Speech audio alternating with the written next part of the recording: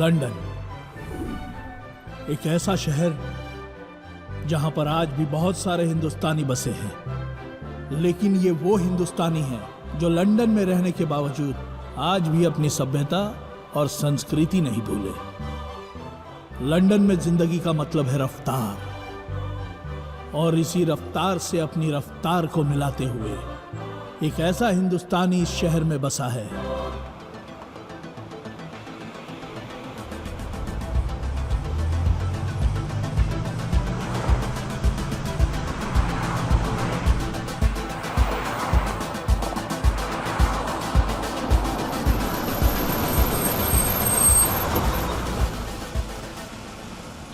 ये है शुक्ला जी, दुर्गा देवी के असिस्टेंट कम मैनेजर कम पंडित। कुछ लोग जीवन में ऐसे होते हैं कि अच्छे अच्छे बड़े बड़े लोगों को अपना जीवन चलाने के लिए पोथी पत्थर के चक्कर में उलझा देते हैं। ये भी कुछ ऐसे ही है। और ये है लंदन में रहने वाली भारतीय मूल की प्रतिष्ठित उद्योगपति दुर्गा देवी। दुर्गा जब 21 साल की थी तभी ब्याह करके वो लंदन आई और अपने साथ ले आई भारतीय संस्कृति, संस्कार और परंपराओं का पिटारा। Good morning. Good morning. Good morning. सुप्रभात। सुप्रभात। सुप्रभात।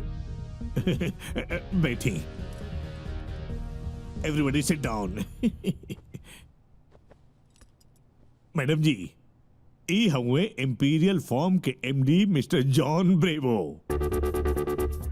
ई हमनी के कंपनी के साथ हर साल बिजनेस में 50 लाख पाउंड के डील करे के चाहतरन। मैडम जी। शुक्ला जी, हमके ई डील मंजूर बा। मिस्टर जॉन ब्रेवो, मैडम को आपका ये प्रपोजल मंजूर है। Okay, but you need to sign the documents as early as possible. I need to leave for Hong Kong early.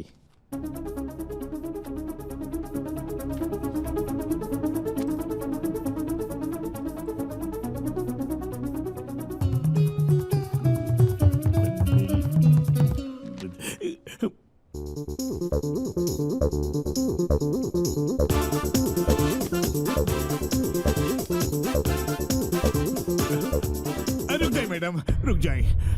Rahu के समय आ गईल बा। इस समय हमनी के कोनो भी पेपर पे साइन कई ठीक नहीं खे। What happened, madam? Is there any problem? Yes mister Brebo, ये समय हमारे कुंडली के अनुसार शुभ नहीं है, इसलिए हम अगले 2 घंटे तक ये पेपर साइन नहीं कर सकते। If you're not signing the papers now, we will cancel the deal.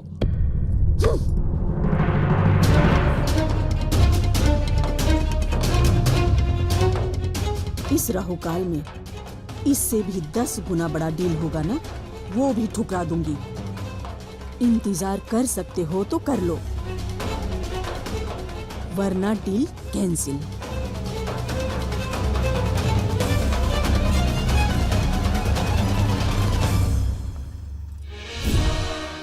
शादी के 2 साल बाद उन्हें संतान के रूप में एक पुत्र की प्राप्ति हुई और उसी साल उनके पति एक दुर्घटना का शिकार होकर स्वर्गवास हो गए। दुर्गा देवी के पति का व्यवसाय दुर्गा देवी ने अपने हाथों में लिया और देखते ही देखते अपने लगन और परिश्रम से आज दुर्गा देवी लंदन की बिजनेस वुमन कहलाई जाती है।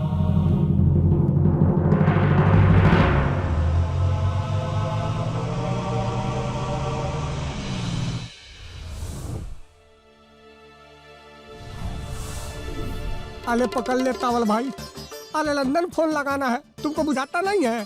अरे पकड़। आई बा, आई बा। लग गई। हेलो शुक्ला जी, प्रणाम। हम ब्यूटी। कहाँ से बोले तड़ा? अरे मुंह से बोल रहा हूँ महाराज। अरे पगलेट, हर कोई तब मुंह से बोलेला। कहे के मतलब बाकी कौना जगह से बोला तारा? अरे भुला गई नीनू, देखी अरे च्यूटी का वाला ब्यूटी। ब्यूटी की ब्यूटी। हाँ ब्यूटी बोला। ए बाबा सुनी ना, हमला बियाहवा खातिर लउआ 50,000 रुपए लेनी। बियाहवा तास तल कलवनी ना, तय को काम कली हमर रुपया वापस दे दी ना। पैसा कैसन पैसा कब दिले रहला? अरे कोनो कागज पत्तर बात तहरा लगे? ए बाबा कागज पत्तर तो नहीं थे। कोनो गवाह बात तहरा लगे? गवाह? अरे गवाहो नहीं थे बाबा। कागज पत्तर नहीं खे, कोनो गवाह भी नहीं खे, तब फोन करके काहे परेशान करत आड़ा? हाँ, अगर फालतू में आज के बाद तकाजा कैला, हाँ, तो मानसिक प्रताड़ना के केस में जेल भिजवा दे। अरे बाबा ए बाबा ए बाबा रख फोन। ए बाबा ए बाबा सुनी ना, लड़का के जान लेम का? आप भूल चुक जन भइले को कला के माफ कर दी। आ दे ना दी पैसा हमल बाबा, का कलम हम गरीब आदमी बानी। पैसा चाहिए तो प्यार से बात कर। अच्छा एक काम कर, कल 12 बजे फोन कर, हम कुछ जुगाड़ करता नहीं। हाँ बाले बजे नू? अच्छा ठीक बा, पक्का 12 बजे फोन आए। ए बाबा हमल फोनवा उठा लेम। मुहूर्त अच्छा बा। मैडम जी, मैडम जी, उंगली में अंगूठी, अंगूठी में नगीना। मैडम जी, मैडम जी। जी शुक्ला जी, का बात बा, काहे इतना घबराइल बानी? राजीव बबुआ कहाँ बड़े? अरे उनका खातिर हम ही पुखराज के अंगूठी लेने बनी, आजे पहनावल जरूरी बा। अच्छा मुहूर्त बा। वो तो घरे नहीं खे, लेकिन वो कहाँ हुई हमके मालूम बा।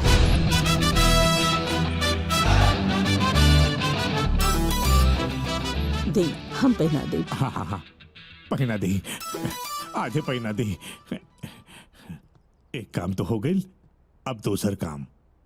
मुहूर्त निकल जाता।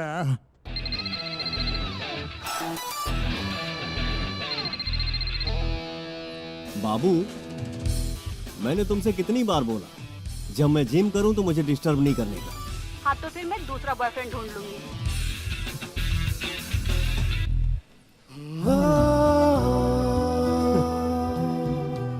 भूल जाओ तुम हमें, ऐसी कोई बात नहीं, और मैं खुद को भूल जाने दूं, ऐसी मेरी औकात नहीं। छोड़ दूंगी एक दिन तुमको। I love you. मैडम जी, अरे रुका रुका रुका। मैडम जी, मैडम जी, मुहूर्त अच्छा बा। अरे मैडम, मैडम।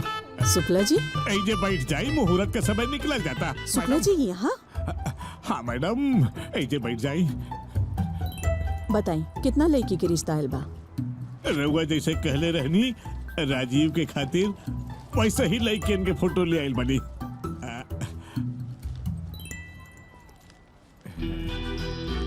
दृष्टि नाम है कर, एकरा बाबूजी के स्कॉटलैंड में होटल के बिजनेस बा, और राजीव जी के साथ एकर कुंडली के 24 को गुण मिल रहा बा। श्वेता सिंह लंदन में एकर परिवार के कंप्यूटर के बिजनेस बा। काजल,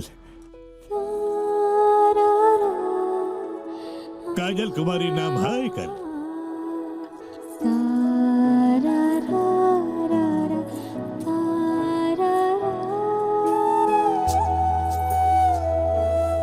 एकर पिता के लंदन में इवेंट्स मैनेजमेंट के बिजनेस बा।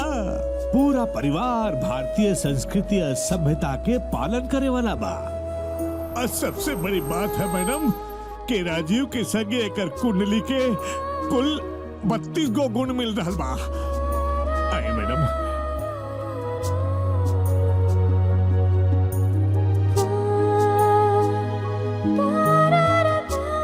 आज हमारा बेटी के रिश्ता खातिर खुद दुर्गा देवी चल के हमारा दहलीज पर अली। एकरा से बड़ खुशी वाला और का है। खुश रहा, बैठा।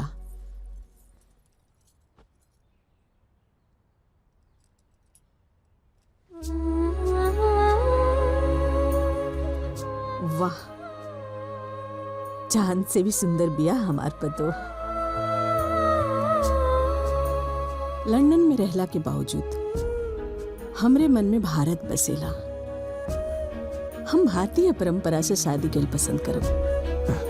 ई तो बड़ सौभाग्य के बात बा।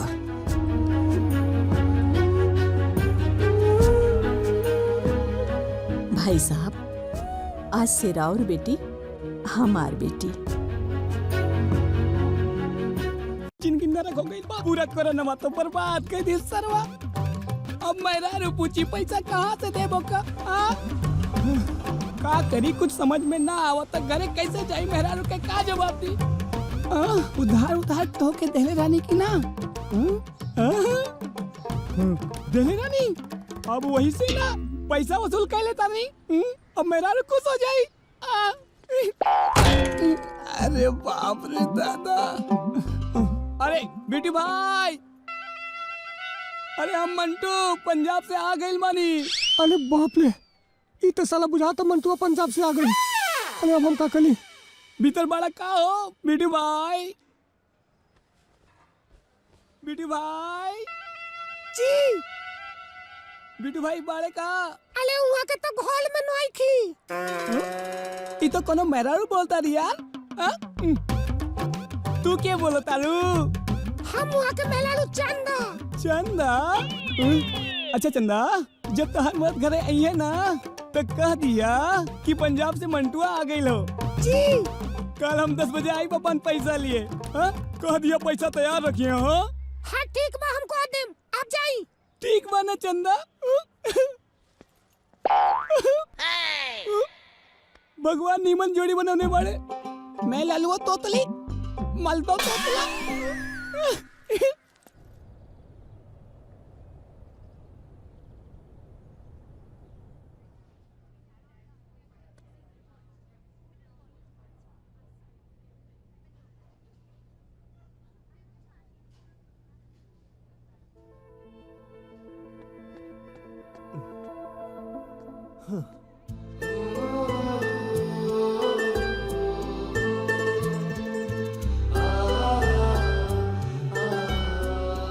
एक दिन भी समय से ना आ सकेला।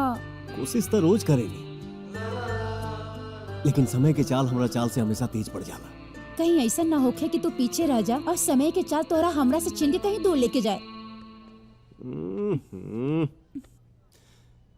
तुम नहीं मिली तो ऐसा नहीं कि मैं जान दे दूं, लेकिन वादा करता हूं जिंदगी भर किसी और का साथ नहीं दे सकता। जख्मी दिल की बात मत कर, हमार बात के सीरियस ले लो राजीव।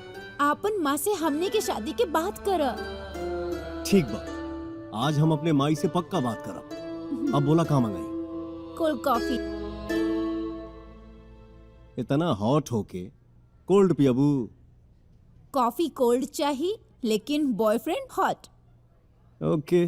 ये देखिए मैडम, नहीं शुक्ला जी, वो दिनवा जो वो डील भइल रहे, वही डील यहाँ पे लिखे के बा। हाँ, ठीक बा। यहाँ पे माई, हमके तो से कुछ कहे के बा। कहे के तो हम रहूं बा। अब ई बतावा, पहले तू कहबा या हम? अधिकार तो हार बा, पहले तू कहा। बेटा, आज एगो हम बहुत सुंदर लड़की देख के आयल बानी। इहे लगन में तोहार बियाह करब।